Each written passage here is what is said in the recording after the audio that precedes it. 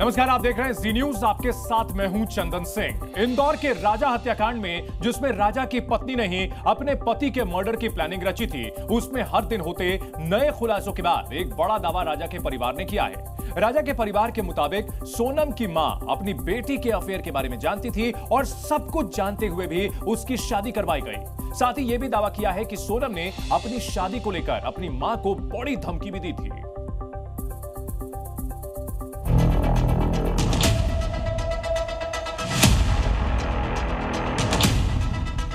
सोनम ने उनको धमकी भी दी थी, मम्मी मैं शादी इससे करूंगी, जब मैं शादी किसी और से करूंगा कभी तो मैं उसको फिर बर्बाद कर दूंगी।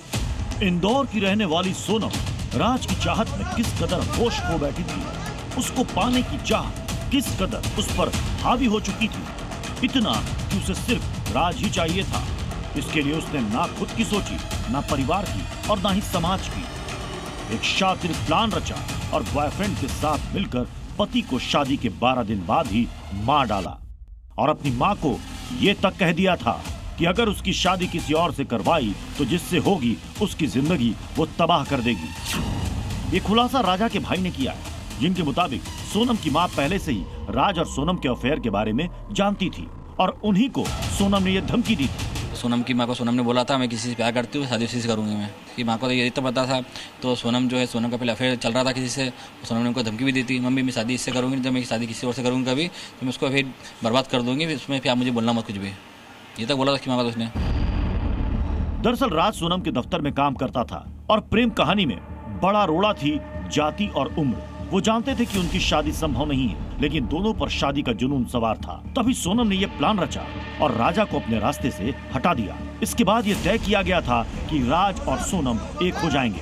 सोनम ने क्या सोचा कि राजा को रास्ते से हटा दो तो मेरा रास्ता क्लियर हो जाएगा।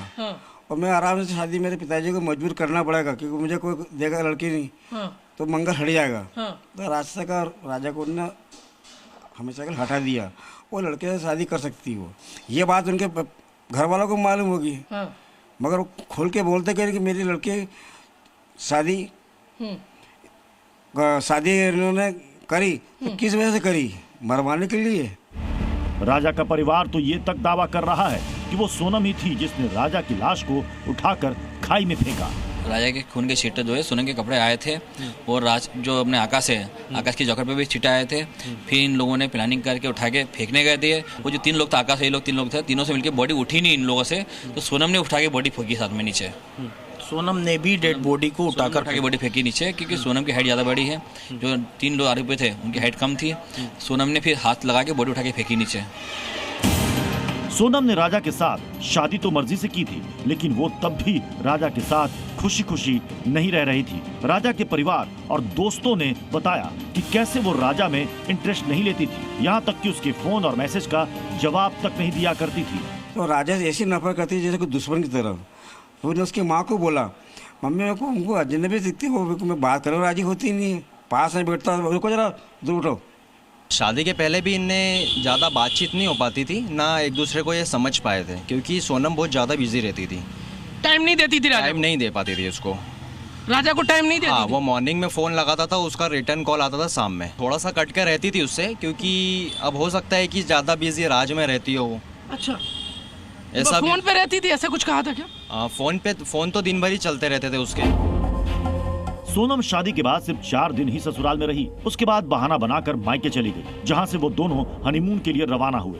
राजा के परिवार के मुताबिक इन 4 दिनों में भी ज्यादातर वक्त सोनम फोन पर ही बिताया करती थी। मोबाइल पे रह थी, अपने यहाँ 4 दिन रुक के गई थी ना, तो अधिकतर वो मोबाइल पे ही रहती थी, करती रहती थी। जैसे आती थी हमारे पास ही बैठती थी ना, तो भी हाथ में मोबाइल रहता था, तो उसका कुछ न कुछ चलता रहता था। लेकिन तब भी राजा के परिवार को उस पर शक नहीं हुआ। उनकी उम्मीद तो तब टूटी जब उनके बेटे की लाश आई और सोनम सही सलामत गाजीपुर से बरामद हुई। वो वही रहता था ना, पूरा अकाउंट भी वो संभालता था, घर का भी काम वही सबको वो करता था। तो मेरे से बच्चे अगर शादी नहीं करनी थी तो पहले बोल देती। क्या सोनम के परिजनों सख्ती से पूछताछ होना चाहिए? होना चाहिए। और अभी तो और पकड़ाएंगे, इसके अंदर बहुत पकड़ाएंगे। सोनम ने न सिर्फ राजा को मारा बल्कि इसके लिए बड़ा फुल प्रूफ प्लान भी तैयार किया था। और अब तो ये भी खुलासा हुआ है कि सोनम ने राजा के मर्डर के एक नहीं बल्कि 2 प्लान बनाए थे। सोनम के प्लान ए के मुताबिक 22 को राजा को मारने की तैयारी की गई, जिसमें प्लान था कि सेल्फी पॉइंट से उसे खाई में धक्का दे दिया जाए, लेकिन बारिश और अंधेरे की वजह से ये प्लान बदल दिया गया। इसके बाद प्लान बी पर अमल किया गया, जिसमें ट्रैकिंग के दौरान हमले का प्लान था और तय प्लान के तहत ही राजा की हत्या को अंजाम दिया गया। इतना ही नहीं, सोनम ने इसके लिए हत्यारों को बकायदा 20 लाख का ऑफर भी दिया। वो तब जब हत्यारों ने राजा को मारने से इनकार कर दिया था। सोनम हर हाल में राजा को मारना चाहती थी और इसी वजह से ये सारा खेल उसने रचा।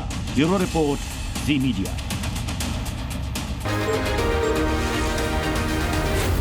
जी न्यूज़।